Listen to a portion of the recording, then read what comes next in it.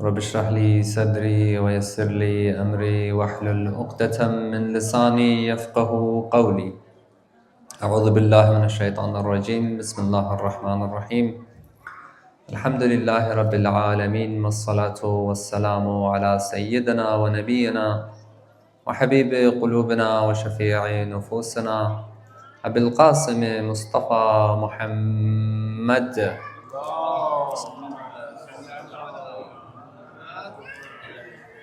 وعلى أهل بيته الطيبين الطاهرين المعصومين وأصحابه الغر الميامين. الحمد لله الذي جعلنا من المتمسكين بولاية أمير المؤمنين علي بن أبي طالب. الحمد لله الذي هدانا لهذا وما كنا لنهتدي لولا أن هدانا الله. أما بعد، قال إمام جعفر بن محمد الصادق عليه السلام: لا جبر ولا تفويض، بل أمر بين الأمرين. In the name of God, the most beneficent, most merciful. Free will versus predestination is a topic that has been around for a very long time. And it's a very important topic because throughout life, every single one of us will perhaps ask the question: as in, do I have complete free will, or is it God that determines things for me? And this opens up a whole new world of possibilities and perhaps sometimes leads to more confusion. Many researchers, theologians, and very much respected people who researched, they sought to tackle this question, the free will versus predestination question. And they came to different conclusions. Many religions also tried to tackle this question, as in the sense that when I'm living my life, is God aware of all my actions? Or is it that I have complete free will, and at the end of the day I should be responsible and God doesn't know my actions? And why is this problematic? So inshallah we'll delve into this. Now, there's a researcher, a famous genius physicist by the name of Albert Einstein. I think many of you know him. He's quoted to have one of the highest IQs. Albert Einstein was a physicist. And for those of you who study his works, he looked at the theory of general relativity, which was a very, very famous theory. And towards the conclusion of his theory, he realized that 100% there has to be a God that exists. So even Albert Einstein, one of the greatest scientists and so-called atheist former, later on realized that, listen, there has to be a God. So what he did was he sought to ask the people of religion a particular question. What did he ask them? He said, look, I believe in a God, but there's a problem. They asked him, what's the problem? He said, you claim to me that God knows about everything, which is what we call omniscient God. And they said, yes, we do. He said, listen, if God is omniscient, yani he knows everything that I'm going to do, why, if he knows I'm going to go to hell, or if he knows I'm going to go to heaven, why create me in the first place? So, in other words, this is what I used to think when I was a kid as well, when I was around your age. I used to think that, God, why did you create Shimr if you knew he was going to kill Imam al-Hussein? If you're going to put Shimr in hellfire, why did you create it? Why did you create him? And I could not fathom the understanding, where God creates a human and he knows he's going to go to hell and he still creates him and eventually will send him to hell. This I could not understand and I could not accept. Because to me, that did not sound like a just God, to a adil God. This is exactly what Einstein asked. Einstein asked that, listen, if God is omniscient, then why is it, or why am I to be blamed for my actions when I do them? You see, we fail things in life. You fail exams, let's say you fail with finance and that kind of thing. Your business falls down. God forbid you go through a divorce. The typical response a person acts with this is that they blame the sources. If I fail an exam, the first person I blame is my teacher. Why? You have your friend who comes to you, you fail an exam, says, bro, how'd you go? He says, I failed. Why? He says, the teacher's bad, he can't teach. Or I don't understand the guy's accent. So we blame the teacher. Or for example, if someone says, look, you're not intelligent enough in life, you say, look, my dad was never intelligent. Why do you expect me to be intelligent? So we blame our father. One thing about us human beings is that when it's blame, we love to blame others. When it's praise, we love to praise ourselves. When we achieve something in life, we're like, you know what? I achieved it. I worked hard. It was my blood, sweat, and tears, and I got here. But the moments it's something of our shortcomings, we're like, no, it's got to be that teacher. Or it's got to be hereditary or genetic. So this is one way of a deterministic approach. Because from a predestination or deterministic point of view, I am a person who thinks that nothing is in my hands. If I'm meant to be not so intelligent, then so be it. God created me not intelligent. What can I do about it? If God brought me up into a poor family, what can I do about it? God wanted me to do this. If, for example, I fail this exam, God wanted me to fail. This is a deterministic approach, where everything you blame is on God, not on yourself. This approach, this deterministic approach, is interesting because to some people, it gives them calmness. It gives them a position, especially a dictator. A dictator, this approach is like heaven to them. You know why? Because when a dictator goes into power, they're like, you know what, look, God is the one who put me in this position to rule over you guys. If I was bad, why would God put me in a position to rule over you? Yazid made it quite clear. He said, look, listen, if you think I'm really bad, why do I have the children of Ali right in front of me? Or Ibn Ziyad in Kufa says it quite interestingly. He says, God killed Ali ibn al-Hussein. I did not kill him. So he puts the blame on God. He uses this deterministic approach and says, listen, Ubaydullah bin Ziyad did not kill Ali ibn al-Hussein, Ali al-Akbar. God killed him so that he doesn't take the blame and says, I did it. So this is the deterministic approach where you blame things on the source. Then on the other side, you have free will. Yeah? So you are completely free in what you want to do and you are responsible for the consequences of it. This is where the problem begins because it's sometimes our lack of understanding. When you look at the cosmos, the universe, stars, planets and everything, you realize that a planet and a star, or the chemicals and the physical events, they're all natural and they follow a specific law. Let me give you an example. Have you heard of the laws of the universe where one planet orbits the other? And if another planet is not orbited by a moon, what happens? Everything is in structure. And sometimes you think to yourself, why does the earth have a moon? Why does it orbit around the moon? Because these are what we call gravitational pulls from the earth.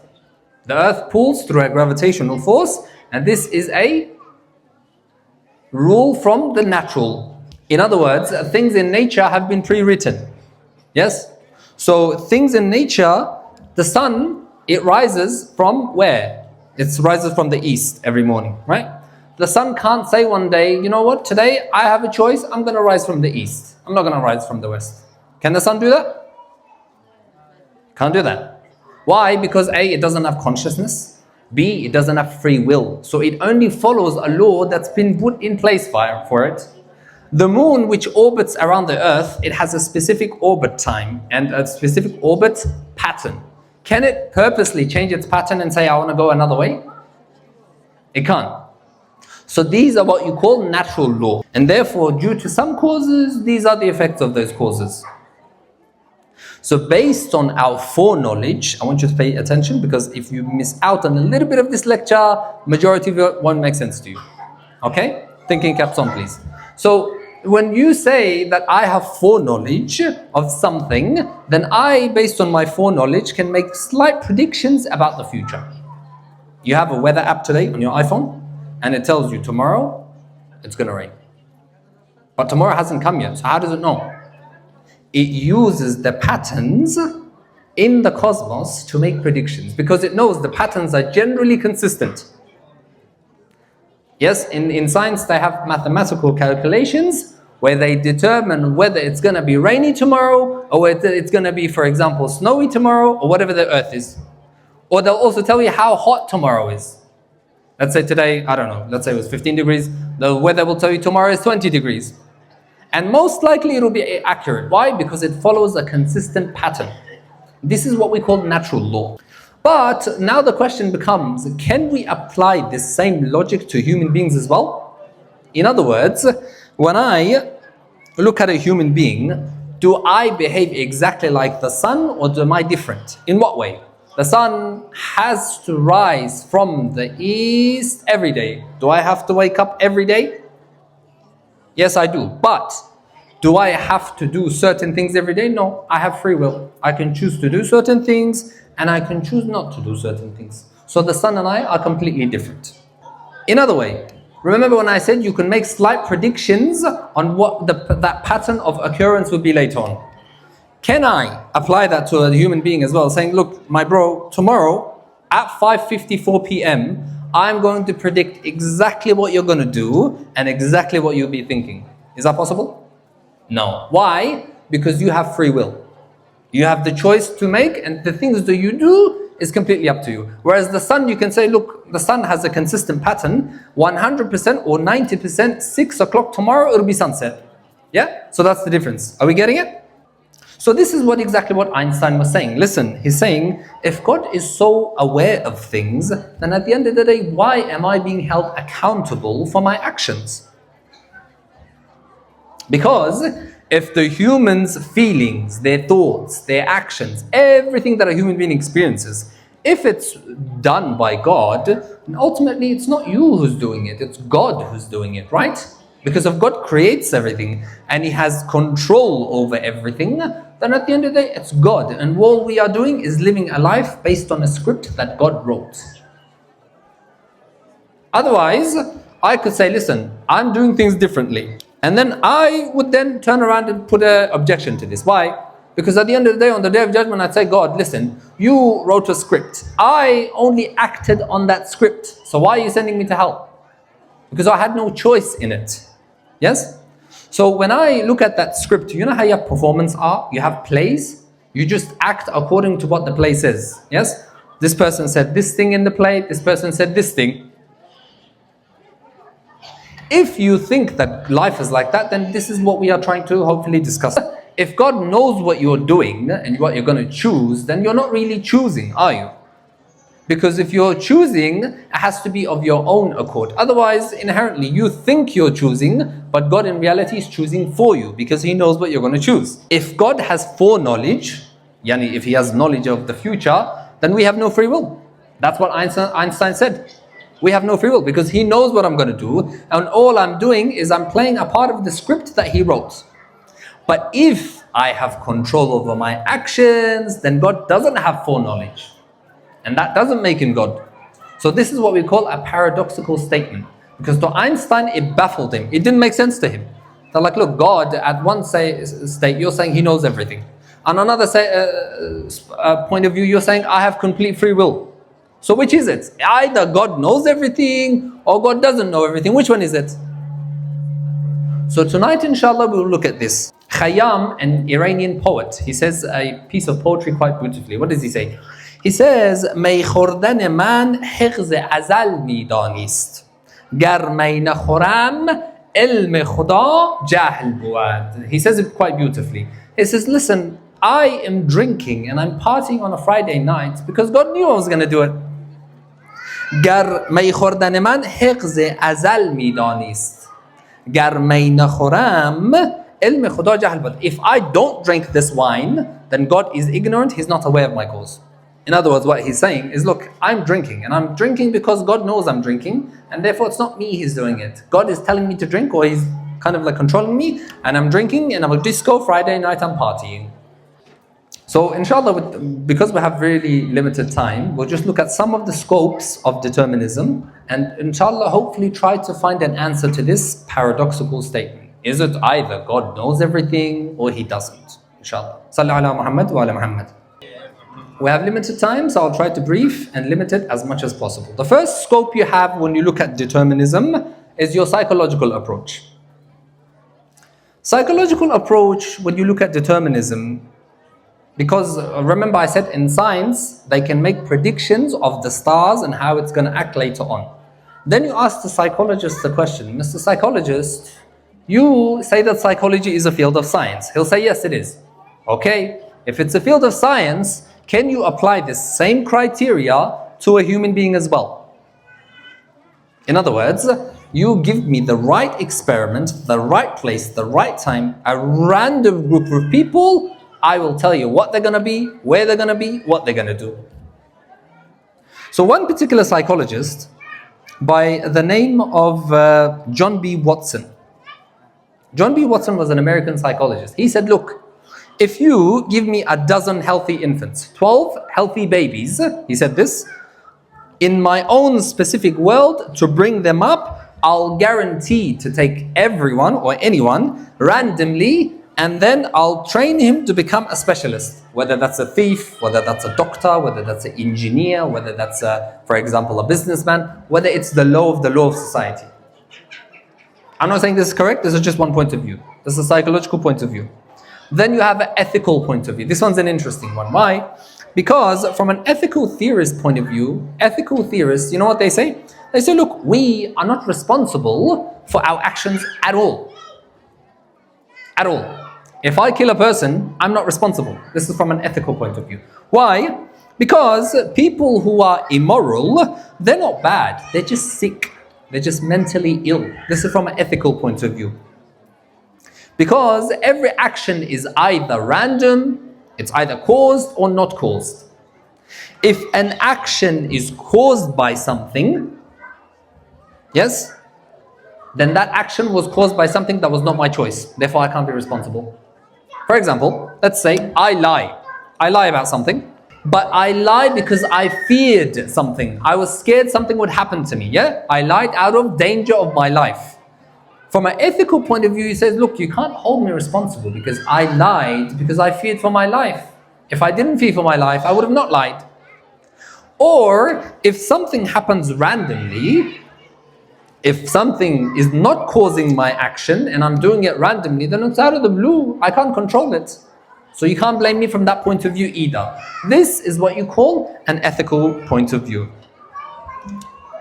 This is a fallacy because you can't say that, I cannot be morally responsible. If you kill a guy, you got to be responsible. But from this ethical point of view, it says, look, I'm not morally responsible. What does this mean? You see, look, animals are driven by something which we call instinct and training. Human beings are different in two ways. We have also instinct, but we also have something extra, intellect. An animal has instinct, and through training, it can learn a few things. A parrot, if you teach it, it can talk to you, but it doesn't know what it's saying to you. A dog, if you teach it to do certain things, it will do tricks for you, but it doesn't know the importance and the meaning behind that. Whereas a human being is different. We also act on instinct and intellect. I'll give you one key difference. An animal, when it sees food, it will rush towards it. A person who is fasting in the month of Ramadan, they don't drink water. Why? Because he's fasting, A. B, he's using his intellect and not his instinct. Instinct tells you that, listen, when you're thirsty, drink water. That's your instinct. But your intellect tells you that, listen, you're fasting. You can refrain yourself from doing it. So therefore, that's what makes us different. The final scope is a criminal law scope. This one is interesting because there was one particular lawyer by the name of Clarence Darrow. In the 20th century, he was an amazing lawyer in America. He found a loophole in the system where there was a trial case for two people who had killed someone. They confessed their crime. They're like, look, we did it. We're guilty. When it came to the trial date, Clarence, the lawyer, gave such a case where these two, they escaped the death penalty. And they ended up serving life in jail instead of the death penalty. What did he say? Clarence made an interesting thing. He said, listen, we know that the stars and the planets all move consistently. Remember, there's a regular pattern. And the sun and the moon and everything, they have their own laws and they don't choose to do things differently. All they're doing is they're following laws. We know that every man's act is induced by motives that led or urged him to do that. In other words, he was either affected by something which caused his behavior, and therefore this is not something that he wanted to do. He says, we know a man is part of the physical world. Therefore, physical laws apply to this man as well. And then he said that, listen, it was due to some hereditary genetic factors or environmental factors that this guy committed the crime. Otherwise, it wasn't his own full independent decision.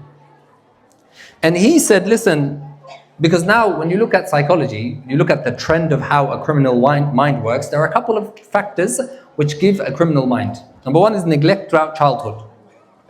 Yes, it's a trend you will see in most either serial killers or criminals. Number one, neglect in childhood. Number two, low socioeconomic status. Number three, environmental or abnormality in their actual brain. So when you have an abnormality in your brain, let's say your frontal cortex is limited, then you have impulse control. You can't control yourself and you do things without thinking. So these are something. So this was the thing, the legal point of view. Clarence was so intelligent in the way that he was able to not necessarily save, but he saved them from death through this way of determinism. But is this way of determinism right according to Islam? We get to now the final scope, which is the religious scope.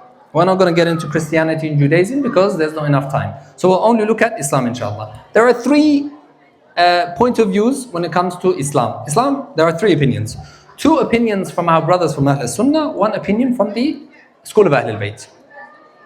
The opinions from the two are known as the Ash'ari opinion and the Mu'tazili opinion. And I'll briefly go through them. There was one particular meeting between a representative of an Ash'arite, representing the Ash'ari school, and a Mu'tazilite, representing the Mu'tazili school. One was called Abdul Jabbar, which was a representative of the Mu'tazili school. Then you had, for example, Abu Ishaq, who was a representative of the Ash'ari school. Abdul Jabbar comes and he says, Subhana man tanazzahu anil fahsha. This is glory to God for being the cause of all sins to be committed. To which Abu Ishaq replies, he says, Subhana man la yajri fi mulkihi illa ma yasha.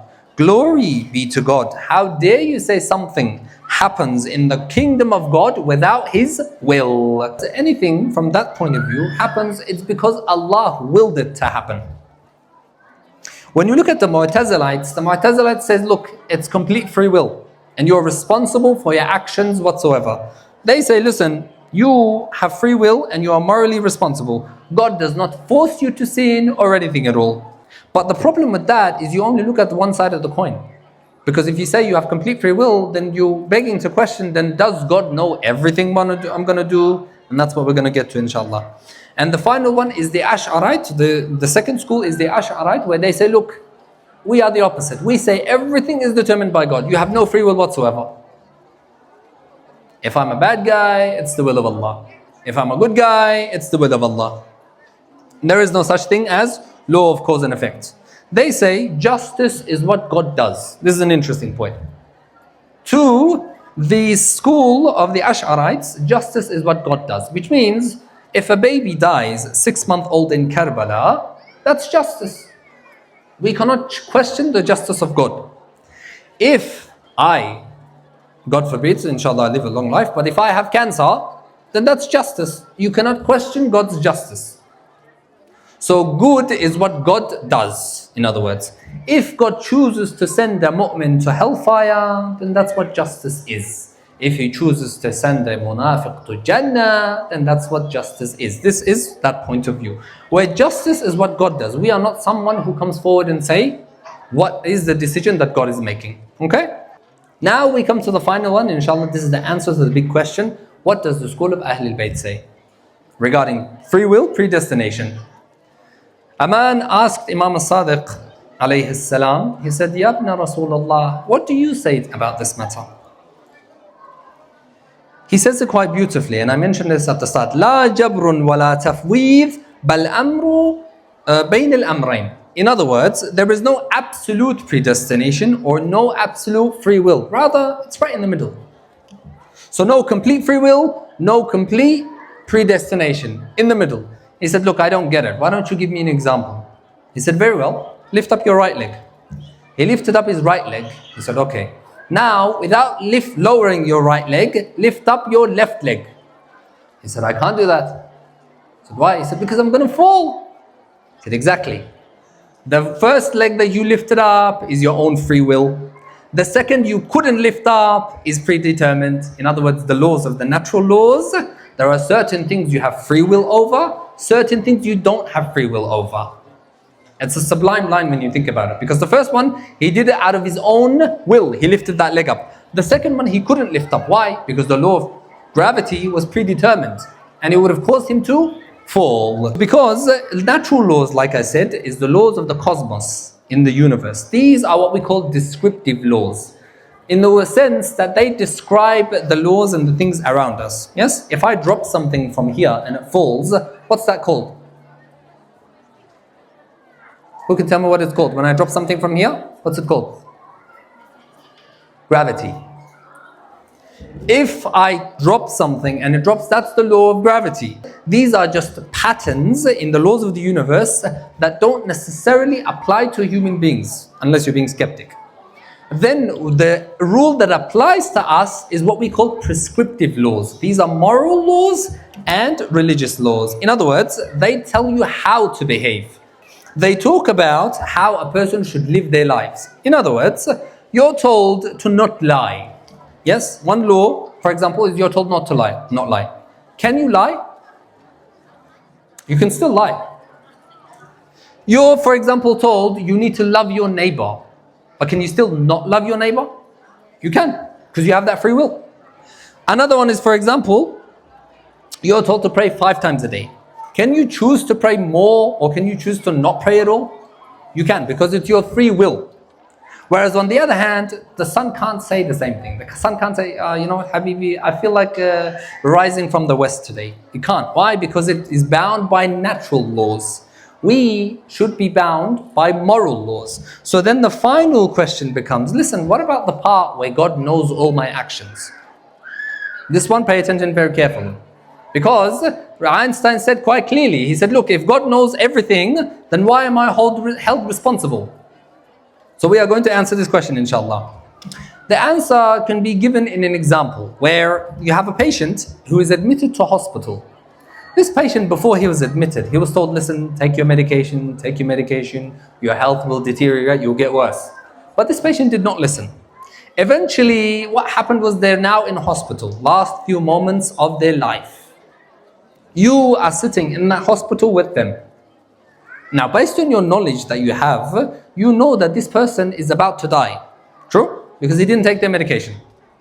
Now, the question comes here, is your knowledge of a person dying, does that cause that person to die or no? It doesn't. Why? Because whether I know something or not, his death has nothing to do with my thoughts. Just because I think a certain way, doesn't mean automatically that will happen in reality. If I have knowledge about this person and I know that he's going to die, when he dies, is it because I thought about it? No, it's because he didn't take his medications, right? So it's the same thing about when God knows about your actions. It's not that his knowledge influences or in a way forces your actions to happen.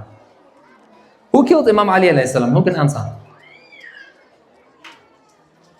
Ibn Muljam killed Imam Ali alayhi salam. Okay? We are sitting here, 21st century, let's think. 21st century, we know that Abdul Rahman ibn Muljam killed Imam Ali. True? Okay. So our knowledge of Abdul Rahman killing Amir al-Mu'mineen, does our knowledge force Abdul Rahman to kill Amir al-Mu'mineen? No, it's not related whatsoever. The guy lived 1400 years ago. But if I take it back, let's say 11 AH, yes, Rasulullah is still alive, Amir al-Mu'mineen is young here. In other words, they're both alive, Rasulullah is alive, Amir al-Mu'mineen is alive.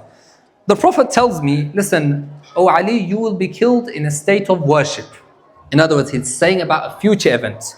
We looked at the past right now, now we're looking at future. O Ali, you will be killed in a state of worship. Rasulullah prophesizes. Now, this knowledge of Rasulullah, when he prophesizes, does his knowledge force Ibn Muljam to commit what he committed? It doesn't.